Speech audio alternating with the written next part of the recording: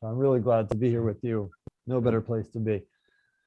So as you'll recall, the first week, just to get our bearings, the first week we grounded ourselves with that story in the Midrashic text of Vayikra Rabbah of the early sage, 2nd century sage Rabbi Yeshua ben Hanania, who over there in the bad guy's place, in the occupier city in Rome, had the theologically reverberating, upsetting, shocking experience of seeing homelessness in a place of great wealth, of a human being shivering under a marble building that was climate controlled and taken care of.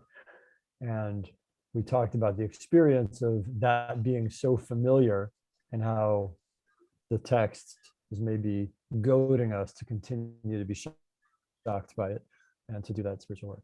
Then we moved into the halachic material, and we looked at early sources indicating that, though they don't use exactly this language, but essentially housing is considered a civil right.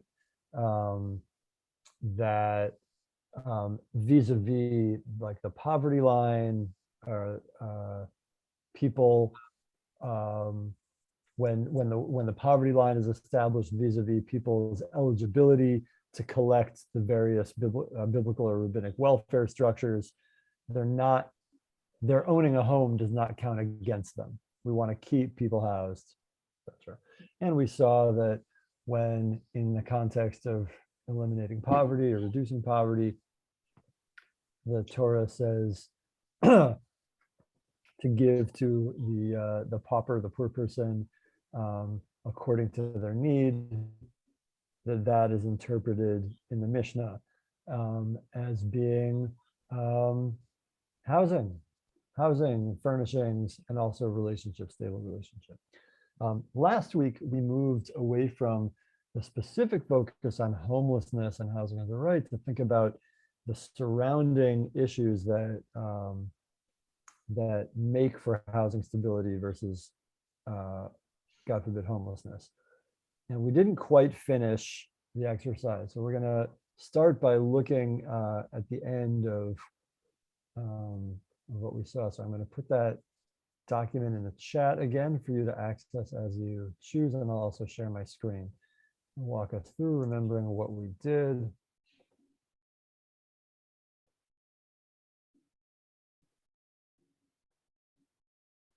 So you'll recall we talked about landlord obligations in the world of renting, and how basically, that there are these serious restrictions on the landlord's ability to evict if there's an unspecified lease, according to Mishnaic law.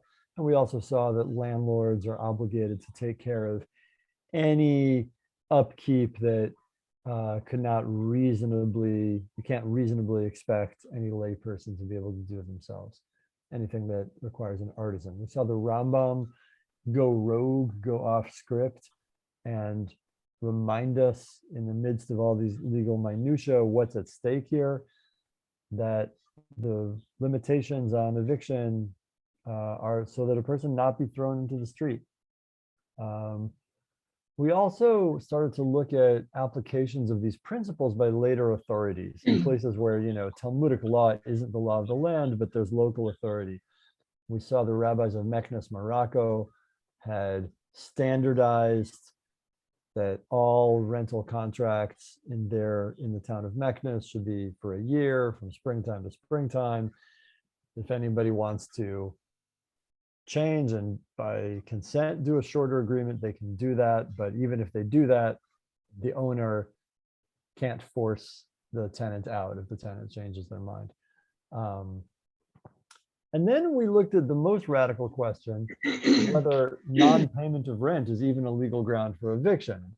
We saw that even though most sages say that it is a legal ground for eviction, it's not, there's no consensus about that. We saw that the medieval Spanish sage, the Ritba, said that actually non-payment of rent, that the rent obligation and of the renter to a landlord and the landlord's obligation of providing housing are two separate economic entities. And we saw that the later sage, Rabbi Akiva Eger, explaining it, that he's like, I'm not sure I agree with this, but it's an intriguing argument that it's possible to say that, the landlord took on, signed a contract of an obligation to provide housing. The tenant acquired a monetary debt, and the landlord can sue the tenant in court if the tenant doesn't pay, but that doesn't mean that the landlord has the obligation to evict. We saw that the contemporary scholars Raphael McGarrick and Tamar Zaken framed it with an example that helped us sink our teeth into it. Imagine that you're renting an apartment from somebody who also sells cars, and you buy a car from your landlord, and so you owe them money for the car, you have consumer debt, and you default on that, you don't pay. That person can sue you for that money, but they can't evict you from the apartment. That seemed more obvious. And what McGarrick and Zaken pointed out is that it's possible, at least according to two sages, for to think of rent similarly. Rent is just consumer debt that you owe to this person. They can sue you for it, but they committed housing to you for the year. Now, in most cases, we don't rule, the halacha has not ruled according to that view of the 13th century scholar, the Ritva. It's an unusual opinion. Why is it relevant to bring views that we don't agree with, that we don't hold by? There are many reasons for that. One reason is that the fact of there being a viewpoint like that can sometimes put in relief what is being articulated in the mainstream opinion. It's possible that the mainstream opinion that does say that non-payment of rent is evictable thinks in an American context that these two economic entities are intertwined with each other. We might have taken that for granted before. But now that we've seen the Ritva's view, it's also possible, we realize, that those who disagree with him might fundamentally agree that they're two separate economic entities, but that it's bad practice to allow them to be separate. That's actually going to be bad for the housing market in general to not have an enforcement mechanism in the hands of landlords to deal with problematic tenants who are reckless with rent payment. There might be all sorts of reasons, profound or localized, why we allow non-payment of rent to be evictable in general.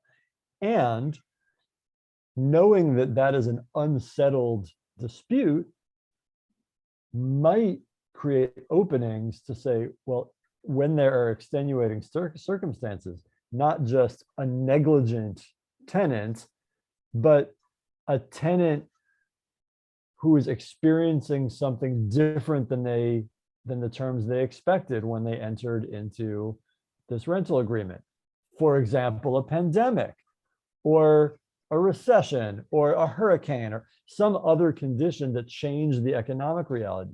Maybe in general, just being fired from your job or having an illness.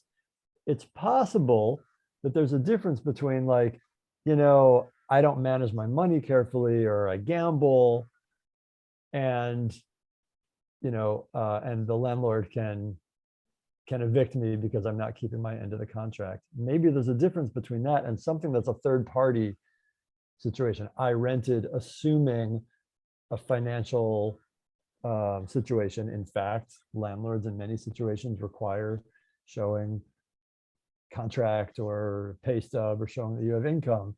And you do. 6 months later, you get fired. The company goes under. Maybe they were invested in Bernie Madoff. All sorts of things that can happen. And you think of what actually sends somebody into a spiral. We might, based on, now that we've looked at the non-majority opinions, we might say, Yeah, we don't rule like the Ritva in general. In general, non-payment of rent is not evictable, but that's when non-payment of rent is negligent. However, in a pandemic, when or other cause for a recession, and there's been a spike in unemployment, and or on top of it, there's like public health risks and people being evicted, then even the majority view would agree with the Ritva in those cases that non-payment of rent that is not through negligence might be not grounds for eviction. I don't want to say that, I'm not going to tell you that, that is the halacha. That is the halacha. It is possible. There's an argument to be made. And that's what McGarrick and Zaken said. And we finished with this and we were doing it quickly. So I think it's worth saying that again, that so as a matter of practical halacha, the practice is not to rule like these opinions in the usual case of the defaulting tenant.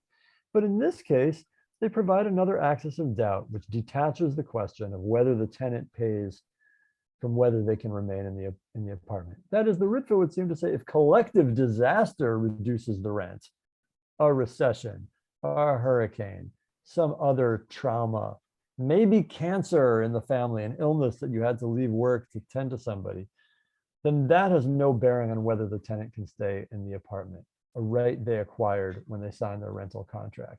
And in terms of the rent that they owe, that they now don't have the capacity to pay, that's for the courts. And the landlord can sue, and it's for the courts to deal with, but they don't have the right to evict. So that's an argument that we can make. So now, closing up this loop, I want to bring just on the cusp of modernity, a story of kind of these laws in action.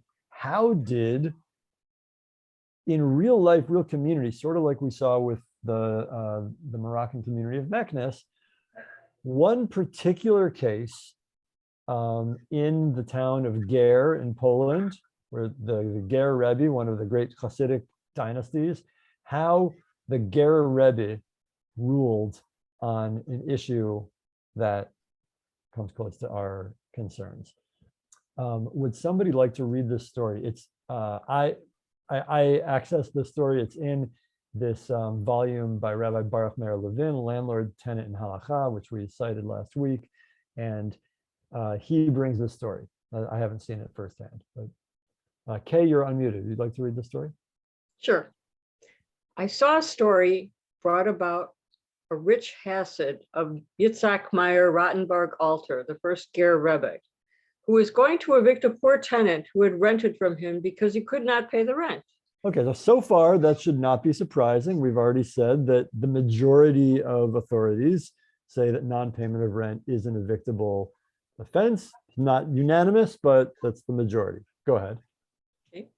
And the Ger Rebbe rebuked the landlord about this. The landlord answered that he was ready to participate in the appropriate collection for him, but why was he, meaning the landlord, obligated more than others to carry on himself the entire loss? So in other words, the landlord's saying, hey, I'm not a bad guy. I'm not a slumlord or something. I'm even happy to participate in a community tzedakah fund for this person. But the whole community can try to keep this person in their apartment. But why should I just not get my money? Okay, go on. Right. The Ger Rebbe answered him, we find with respect to someone who is half enslaved and half free, that we force his master to free him so he can marry.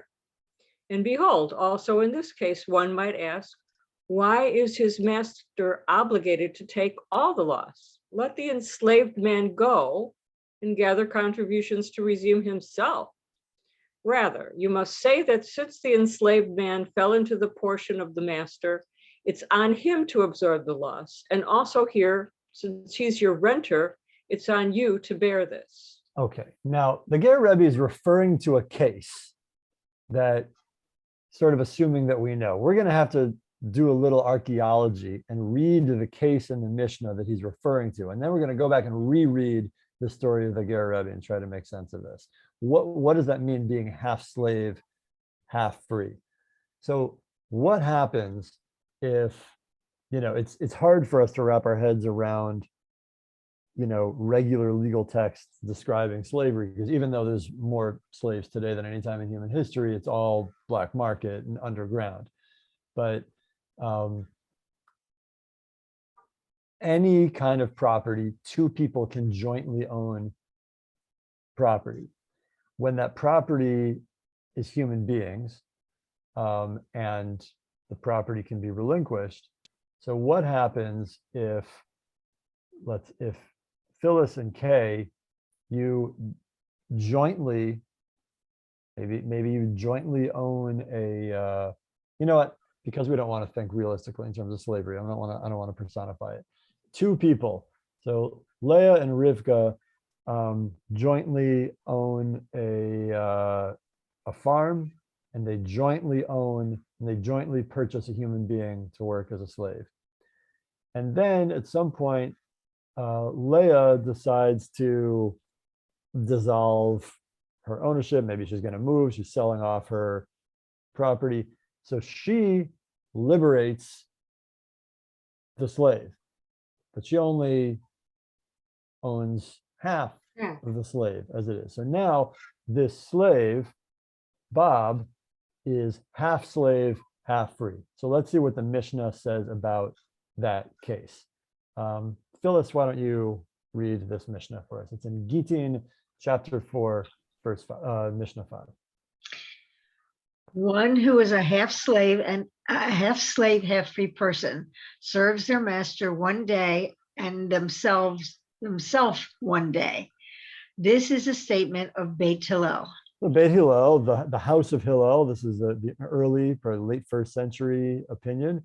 They think it's obvious. It's very simple. So like the day they would have worked for Leah, they're free, so they can make their own living. Or the day that they would work for Rivka, they're still a slave to work for them. Very simple. Go ahead. Beit Shammai said to them, "You have remedied their master, but you have not remedied the slave himself. To marry a slave is impossible, for he is already half free." Because there's in marriage law, when there's slavery, slaves are only allowed to marry other slaves. Free people are only allowed to marry other free people. There can't be marriage between slaves and free people. So Beit Hillel, by thinking so like arithmetically about this, has left this half slave, half free person in a situation of duress with regard to their relationships, because they can't marry anybody. Go on. To marry a free woman is impossible, as he is still a half slave. He could be idle, but wasn't the world created only for procreation? As it is stated, God did not create it to be a waste, but formed it to be inhabited. It's like Beit Shammai is anticipating Beit Hillel coming back and being like, okay, so this person falls through the cracks and won't get married and won't procreate. And Beit Shammai is anticipating that and being like, well, that's not a viable option, because the world is meant for procreation. That's its purpose here. How can you say a person can't procreate? It doesn't make any sense. Go on. Rather, for the sake of the betterment of the world, their master is forced to make them a free person, and the slave writes a promissory note for half their value. And Beit Hillel retracted to rule in accordance with the statement of Beit Shammai. Right. So even though usually when there are disputes between the house of Hillel and the house of Shammai, the halacha follows the house of Hillel. Fascinating history around that. In this case, the house of Hillel heard the house of Shammai's argument, and they're like, good point. We changed our mind. You've convinced us. We agree with you. Everybody agrees. So in an economy that allows slavery, Rivka and Leah jointly own a slave, and Leah chooses to free her portion of the slave. That imposes an obligation on Rivka to free the slave also. Even though, right, and maybe it was ideological. Maybe Leah had like an awakening moment and became an abolitionist and was against slavery. And maybe the reason they're breaking up their joint properties because they're having this political disagreement. But Rivka is now obligated begrudgingly to free the person too. So that is the case. When I think about like the Mishnah's relation to a human being being in this limbo position of not being able to go one way or the other. So the Ger Rebbe responded to this rich landlord, who was one of his Hasidim, one of his followers. And the rich landlord was like, look, he's my tenant. Why should I have to carry the entire loss? So the Rebbe says, you know what? If you were in that Mishnah about a half slave, half free person, somebody who was stuck, I would have, you know what? I guess you would have said in that case, well, why does Rivka, the person who still, half owns the slave, why should that person have to lose their property? Let the enslaved person go around and gather tzedakah. And Rivka will help them gather tzedakah to buy themselves free, and only then they'll go free. No, Rivka's got to free them, and then they can, as a free person over time, repay their debt for buying themselves free. Same here too. You have to waive you can't evict this person for non-payment of rent. Here too, he's your renter. It's on you to bear this. The question is, what does the Ger Rebbe really think, like ideologically, what it means to go into being a landlord? Something that I hear people say, I've had some Facebook arguments with people who objected to, posts I made, like asking people to call Governor Pritzker to extend the eviction ban further because of the pandemic, whatever. And certain kind of libertarian-y kind of people posted like, basically you're saying it's impossible to be a landlord, and doesn't Judaism allow people to make a living? And, maybe we think about being a landlord differently than we think about making some craft or providing some different kind of service and selling that service or that craft. Like a landlord fundamentally is living off somebody else's problems in a certain sense. You might argue back, no, the landlord is providing a service. But in any event, the Ger Rebbe in this case is saying, he's your renter. It's on you to bear this the same way that slave owner, that enslaver, has taken on the responsibility of this person's well-being. The person's now in an untenable situation.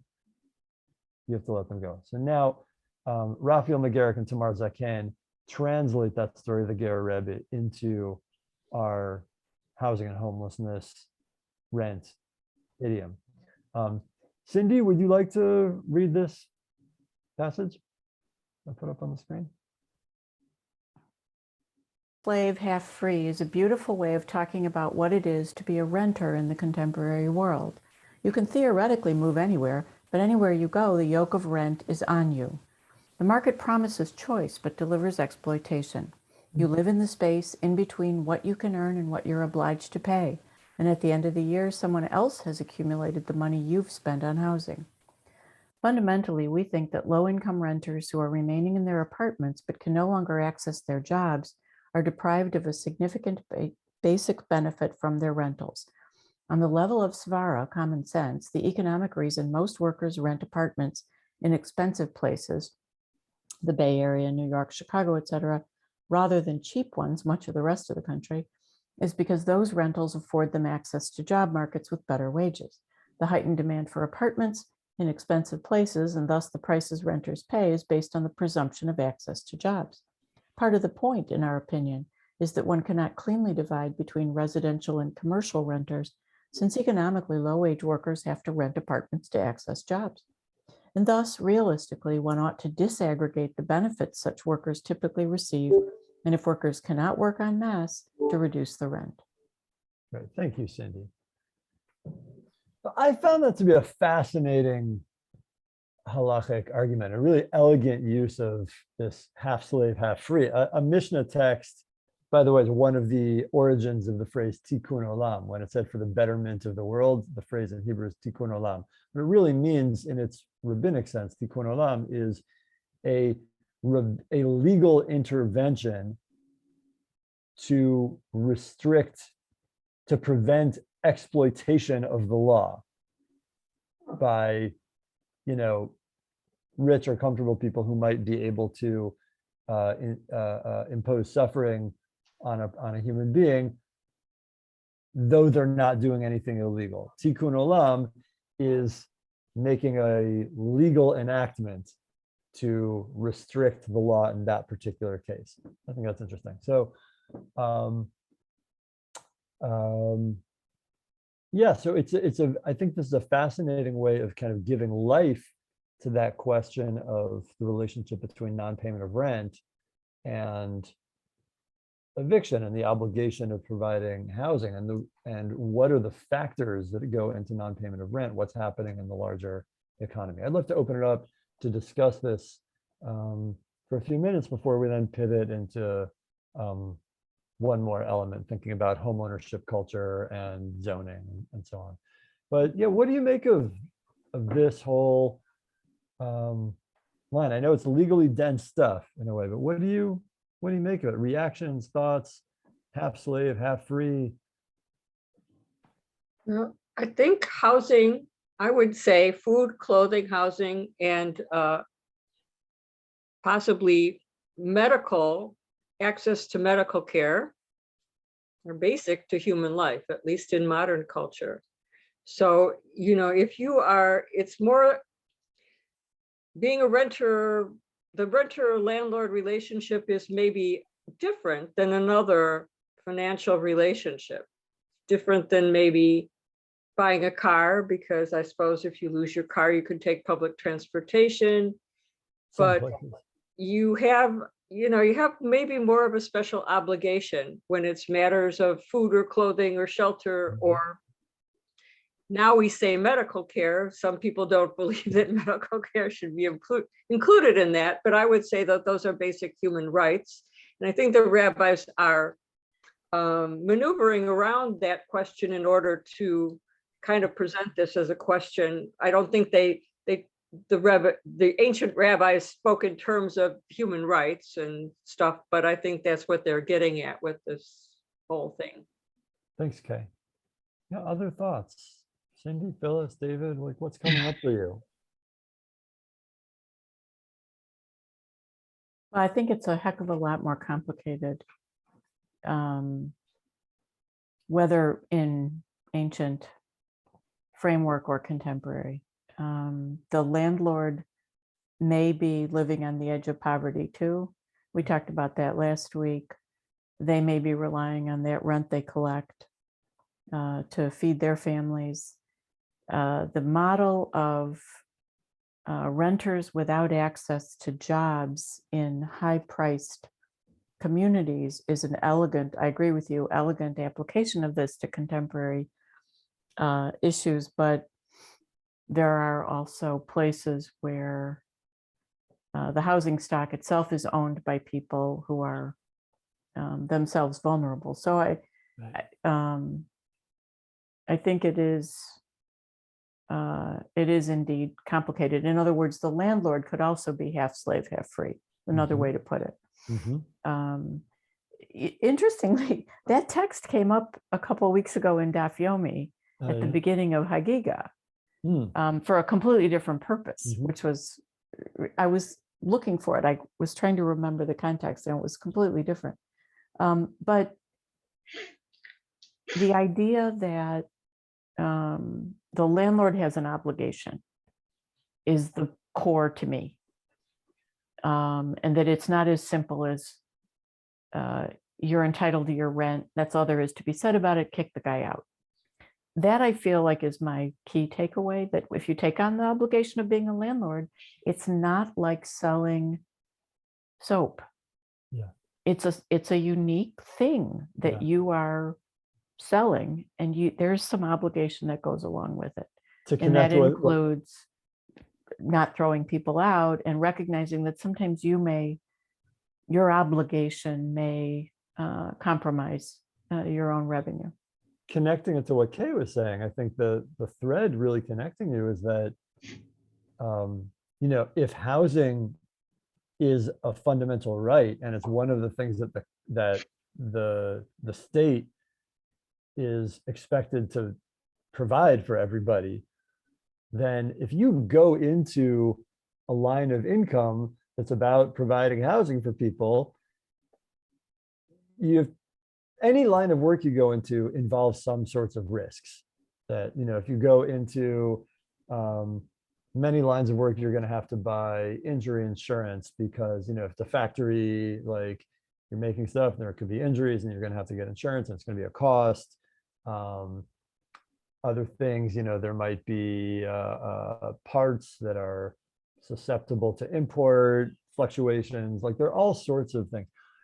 If you go into being a landlord, you have to go into it thinking one of the risks is that person might be unable to pay rent. So am I able to persist to the end of a lease period without kicking somebody Right, out? but actually you just made it more complicated. If the Jewish view is that it's our civil society's responsibility, then it is not appropriate or fair to make that burden entirely fall upon the landlord. Beautiful. Instead, society ought to either mandate non-paying tenant insurance, Beautiful. or ought to have a social program so that burden is shared. So I think if you believe that, and of course we don't live in a Jewishly influenced civil society, but if you believe that, then this is not the thread I would pull. Beautiful. So I think that's what, Raphael McGarrick and Tamar Zaken were basically pushing. That, the whole notion of like just speaking to individuals under a cruel system, trying to figure out how to mitigate the cruelty, is like, you're in an avalanche and trying to put one Yep. stone back in place. Yep. But their advocate, they wrote this, like a year and a half ago, in the first summer of the pandemic, arguing, in a wealthy country that is able to engage in deficit spending and so on, the federal government, and to a lesser extent, state and municipal governments, should be banning eviction, not just as a month-by-month band-aid with Damocles' sword always hanging over your head as an unemployed tenant, but more comprehensively. And here's a way to think about it, and what it might mean, what a Jewish politics around this might be. Yep. And I think I've experienced that a lot of Jewish people, especially kind of my age, I'm in my mid-40s, like my age and up, are very wary of talking about like Jewish civil politics, because I think we came of age in an era of like really, really wanting to have a strict wall between religion and state, and knowing that, Christians who try to, impose abortion bans and stuff because we want to be wary of that. And I think a way that's a more responsible way to think about it is that we don't think that our sources should be authoritative in the way that the Constitution is authoritative. We should live in a constitutional democracy, and all of us are engaged citizens in making the fair and equitable rules of our country and of our state and of our municipalities. And each of us comes in with all sorts of cultural sources for our views, what we bring to the table as citizens. When I talk about a Torah politics, what I mean is, how are we animated as to what is the right and the good? What are a society's obligations toward the poor? If what we bring into our life as citizens is absolute horror at the possibility that we could accept seeing a person lying down with barely a reed mat to keep them warm while there are buildings right next to them that have expensive climate control. If we bring into our politics that is an absolutely horrific situation, that will inform some of our legal sensibilities too. And then there are these particularities in our legal sensibilities. So it's not that the Ger Rebbe is authoritative in American Supreme Court decisions in the way that that earlier precedents of other court decisions is or should be, but in the way that all sorts of cultures bring amicus briefs, and the way that citizens bring their sensibilities, and that the American Constitution leaves room for that in encouraging diversity. That's maybe our contribution, and something that is sorely missing from a lot of the public discourse around religion and politics. And if we're contributing the notion that people should be able conceptually to disaggregate non-payment of rent and eviction, and to think about what it means to be a landlord in ways that you as a landlord still bear responsibility for the person you're renting to. Now, let's think jurisprudentially about this story. This is a story we've gotten third hand about the Ger Rebbe. We know that he said this to a rich chassid who was going to evict this tenant for non-payment of rent. I wouldn't assume that he would have said the same thing to a struggling or working class or lower middle class landlord. Let's say somebody who rented out a room of their small house. Let's say maybe their kid grew up and then moved out. They have an extra room and money's tight, so they rent out that room to somebody. I think those are the kinds of cases you were thinking about, Cindy. Somebody who, to get some housing stability that they've been scrounging for, and they don't come from families that had ownership, they buy a 2-flat, live in one and rent out the other and try to maintain it. And then that person can't pay rent. So that, it's not a professional landlord in the same way that like one of these management company conglomerates is. And maybe the Ger Rebbe would say that the law is different in these different circumstances. Well, we know that you're prohibited from donating more to charity than 20%, lest you become a burden on the community. So you could argue that similarly, you can't be expected to refrain from evicting people or finding some source of support if it's going to cripple you economically. I think that's, plausible. Or in an economy that has insurance, maybe, even for a smaller, lower level landlord who's not going to be the economy's main consideration when thinking about like real estate law, because that's not the majority of the real estate market. The majority of it is, real estate speculators and big companies and Jared Kushners of the world and stuff. But maybe, requiring landlord insurance on everybody, while the state actually taking much more aggressive measures to preserve the job market and preserve housing, et cetera.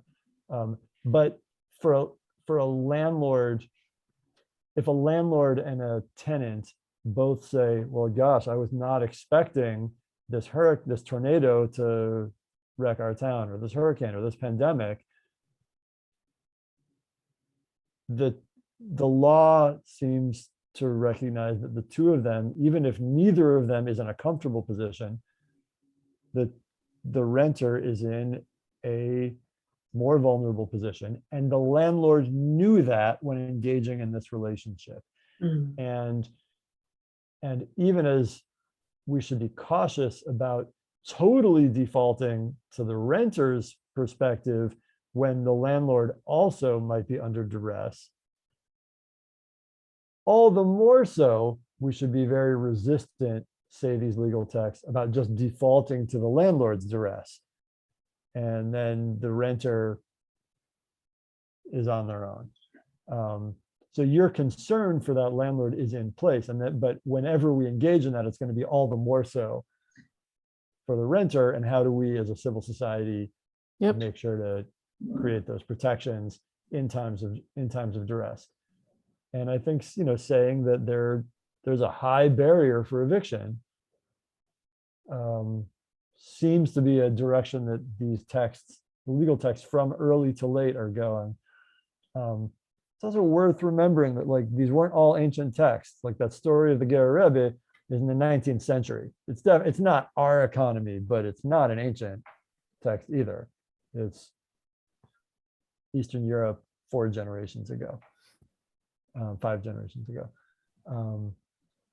So great. Any other thoughts? David, did you have any, or Phyllis, did you have any thoughts or observations? What's come up for you through this text? I was going to ask, since this is based on Jewish thinking, and is what do they do about this in Israel? Well, I mean, I'm not an expert on Israeli real estate law. I mean, Israel is not a state of halakha any more than the United States is.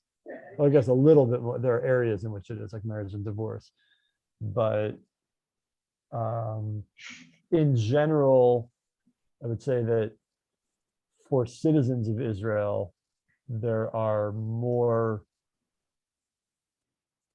legal protections for renters and people experiencing illness and so on. There's much more of a social safety net than in the United States, because Israel, though its socialist background has been frayed by the Netanyahu era of liberalization of the economy, there's still a much more of a socialist background to the economy, including, like, national health insurance.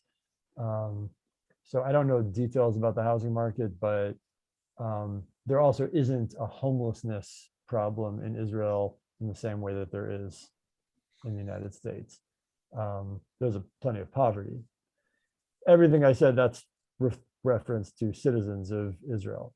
Among Palestinians or asylum seekers from Eritrea or Sudan, then it's a totally different story. And the state has generally been pretty, I guess you'd say, negligent toward taking responsibility for welfare of those populations. But among people who are citizens of the state, there's much more of a social safety net that would probably more resemble these rabbinic texts, though not necessarily identical. And culturally also, I think you're going to see there are people for whom the Ger Rebbe is a very significant figure in ways that he's not here. Yeah, this situation reminds me of a Jewish story about two people having a discussion, and Chaim Yankel says, "I don't understand why it is that the rich can buy from the storekeepers on credit and the poor have to pay cash. It should be the other way around, that the poor can buy in credit and the rich have to pay cash." And Freema Sarah says, yes, but then in that case, then the storekeepers might not have enough money. And Chaim Yankel says, no, so then the storekeepers can also buy in credit from others. Yeah. And I'm reminded of this with this discussion about landlords and tenants, having been a renter and having been in a situation where for 6 months we weren't able to sell our apartment and considered renting it. The idea of having a safety net of government assistance to help the renters pay their rent to the landlords so that the landlords can also meet their own responsibilities. It seems like that would be a way to to make the system work for, particularly for the smaller landlords. Great. Great. And like, yeah, I would love to find more sources like this story of the Ger Rebbe about lower level landlords here. And it's important, you know, that's a bit of a gap in the text that we've seen. There's not necessarily a gap in Jewish law, just like what we've been able to gather. But how do we, but I think even if we don't resolve every question, thinking about what the landlord-tenant relationship is conceptually in a different way than the laissez-faire American legal system thinks about it is itself an important contribution, ethical contribution. And I think part of a responsibility, like there's, you know, American law, American culture has always been a rambunctious one with disputes and just, you know, ranging from you know, no, an unregulated laissez-faire free market to socialists and everything in between. And I think these sources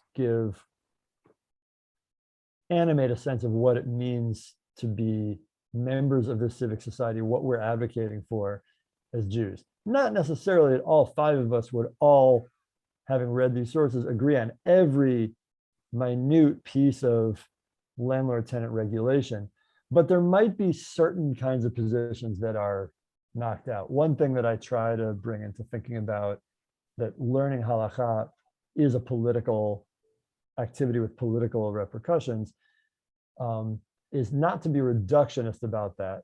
But even though it may be that reading halachic positions, especially if they're old texts, can't necessarily just give us a party platform and like exactly how to think on every issue, it might narrow the range of the possible and focus us in. You know, like one thing I like to tell people, like just in an area that's not related to the text we're studying now, but for example, you know, I have some you know, progressive friends, fellow feminists, like, you know, people with whom I share left-wing politics, who I think overstate the case, and they say, you know, Jewish law allows abortion. There's actually more dispute than a lot of like Jewish progressives say about that, but it is true that most of the range of the American right wing is just not possible in Jewish law about abortion. It's simply not possible, according to Jewish legal texts, to claim that a fetus is a full human life. Not possible to say that within Jewish law. So once that we can narrow in, then there's still some disputes about how much of well-being, who decides, and